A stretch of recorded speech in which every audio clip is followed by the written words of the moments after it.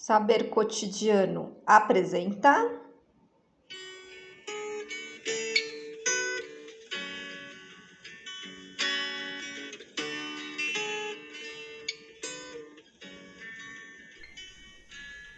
Saber Cotidiano no ar, mais um vídeo da nossa série sobre as mudanças no circuito dos afetos dentro de uma perspectiva contemporânea, a partir das mudanças que trazem a gente para essa sociedade pós-moderna, de neoliberalismo, de capitalismo em todo vapor e na construção de outros circuitos de afeto, como bem diz Vladimir Safatli.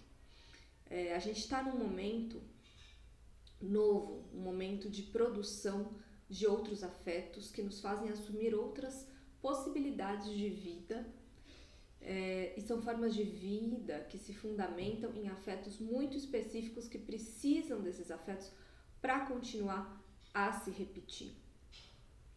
Mais do que nunca, a gente está num momento de grande liberdade, de exacerbação desse discurso de liberdade, mas ao mesmo tempo um circuito de afetos que nos traz medo como fundamento. E este medo, obviamente, gera uma série de paralisias, indecisões, e é isso que vai impactar os nossos modos de vida. Safatli fala muito em economia libidinal, como aquela capaz de absorver essas indeterminações de pulsão e desarticulação das estruturas identitárias. A gente está, segundo ele, não num momento em que a anomia é uma exceção, ela não pode mais ser vista como uma patologia social, mas a anomia se tornou condição de funcionamento dos processos de gestão social da vida. O que isso quer dizer? Que nas sociedades neoliberais se produz não apenas a espoliação econômica, mas também uma espoliação psíquica do estranhamento, permitindo que toda a negatividade se manifeste como depressão e como melancolia. Aqui a gente pode entender uma articulação bem clara entre o pensamento de Safatli e o do Byung-Chul Han, que também fala muito em negatividade como uma característica do momento atual, e da depressão e melancolia também como consequência dessa economia libidinal nova. O que está em jogo, então? Se no século XIX as estruturas disciplinares elas produziam subjetividades clivadas entre as exigências de uma determinada vida, uma conformação social, as pessoas tinham que se enquadrar a partir daí, desregulando o seu próprio desejo, e aí vinha um conflito entre o princípio da realidade e o desejo recalcado, aí vinha a neurose, aí vinha o sofrimento. Nos regimes atuais de gestão social, há um refinamento de todo esse processo. Afinal, essa clivagem entre o desejo e a conformação social não pode existir, vai dizer Safatli. O capitalismo ele deve expropriar todas as motivações que poderiam fornecer espaço para essas experiências que não se deixam ler a partir dessa lógica da esfera econômica. Então, como a gente já viu, o capitalismo ele está dentro da gente, ele está dentro das nossas estruturas psíquicas, ele trabalha com isso, ele trabalha com essa imersão e dissolveu então a equação e essa cisão. Agora a gente tem um ideal de si que é muito baseado nos modelos empresariais de gestão de si, gestão da própria vida, gestão do próprio sucesso, empreendedorismo de si, como um dispositivo disciplinar. Internalizamos esses ideais e aí entram os riscos de insegurança, principalmente devido à desregulamentação do trabalho, enfim, todas as inseguranças econômicas que vivemos no mundo atual, de guerras e instabilidades político-econômicas, financeiras, Mas o que é vendido é uma promessa, né, de plasticidade das formas de vida, de mais liberdade, de desempenho, de gozo, né? E aí, diante desta configuração, o medo provocado por essa insegurança social, ele acaba aparecendo como uma covardia moral.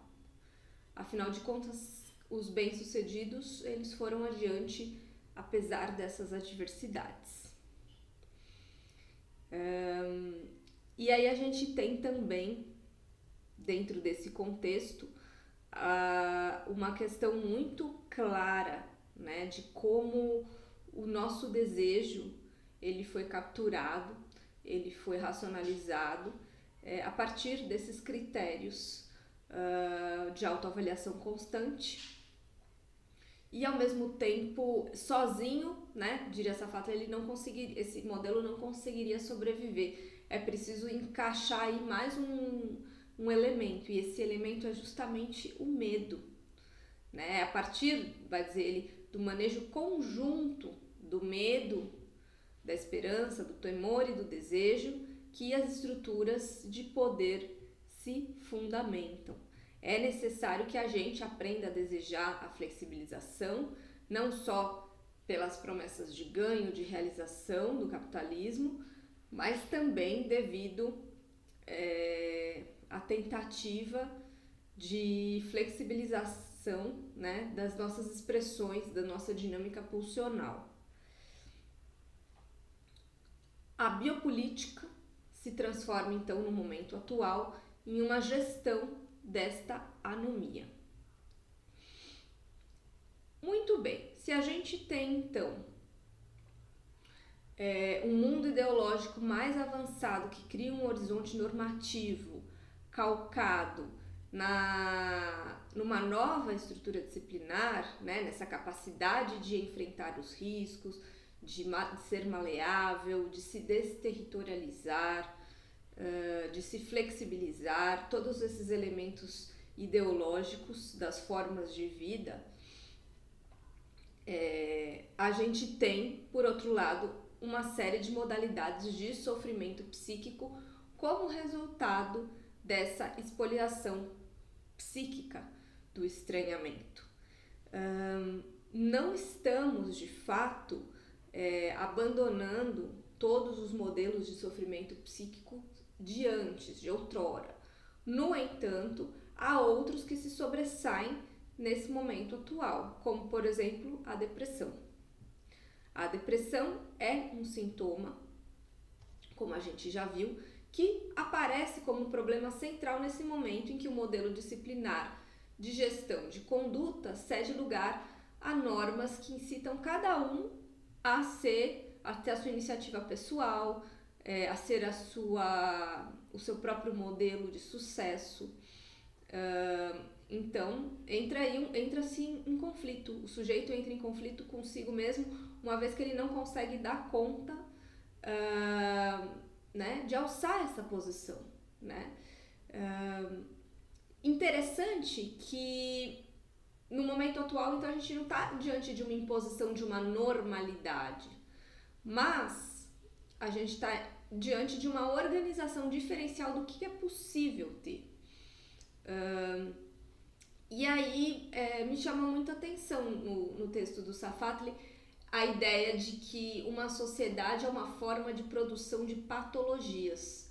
Para além da ideia de uma sociedade como sistema de normas a serem seguidas, né, uma definição bastante durkheimiana, bastante normativa da sociedade, sociedade como a definidora do que é possível ter como modos de sofrimento diante das normas que ela mesma enuncia. Então, dependendo das normas que forem colocadas ali, a gente vai ter a conformação de modos específicos de sofrimento e conflitos, né, produzidos pelo impacto psíquico que devem ser capazes de serem medicados, como a gente já viu. Então, dentro daquilo que é possível sentir e sofrer, é possível ter saídas normativas, normatizadas normalizadas dentro daquele espectro.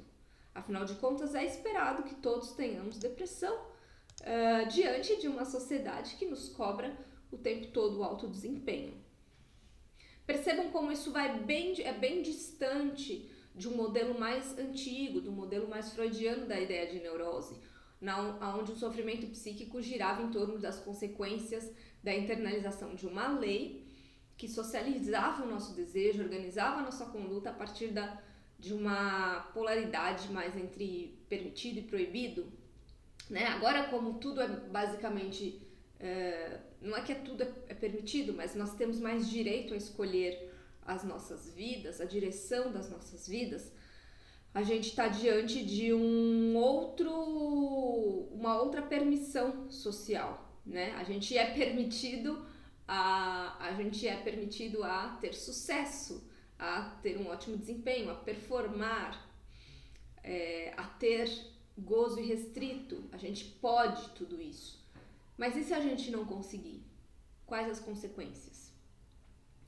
Então, enquanto a neurose é um drama da culpabilidade ligado a esse conflito entre duas formas de vida, a depressão aparece como uma tragédia devido à insuficiência e à inibição, né?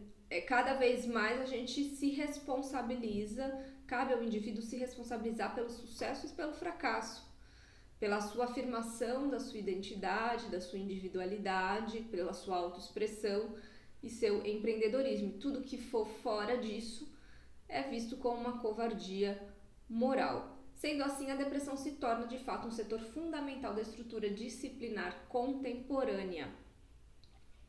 Infelizmente, situações nos levam a nos sentirmos deprimidos, justamente porque não há como, né? Não há como escapar.